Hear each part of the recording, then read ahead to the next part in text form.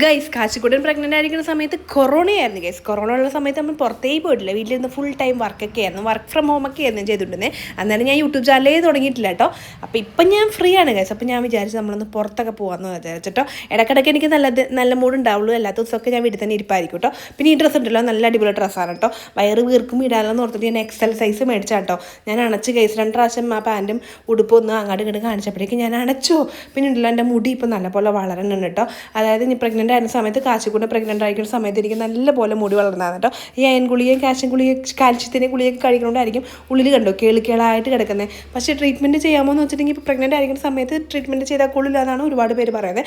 അതുകൊണ്ട് ഞാൻ വിചാരിച്ചു ഡെലിവറി ഒക്കെ കഴിഞ്ഞിട്ട് എന്തെങ്കിലും ട്രീറ്റ്മെൻറ്റ് ചെയ്യാമെന്ന്. അപ്പോൾ ഡ്രസ്സിൻ്റെ ലിങ്ക് വേണ്ട ലിങ്ക് എന്ന് കമൻറ്റ് ഇട്ടായേ. പിന്നെ ഏട്ടൻ്റെ കൂടെ 2 ഫോട്ടോ ഒക്കെ എടുത്തിട്ട് പിന്നെ നമുക്ക് മെറ്റർനിറ്റി ഫോട്ടോഷൂട്ട് എടുക്കാൻ സമയത്ത് ഏട്ടൻ്റെ ഇവിടെ ഉണ്ടാവാനില്ല, അതുകൊണ്ട് നമുക്ക് ഫോട്ടോ ഒക്കെ എടുക്കാൻ പറഞ്ഞപ്പോൾ വയറത്ര അധികം വന്നിട്ടില്ല. അപ്പം പിന്നെ ഞാൻ പറഞ്ഞു പിന്നെ നമുക്ക് ഫോട്ടോ എടുക്കാമെന്ന് പറഞ്ഞു ഗൈസ്.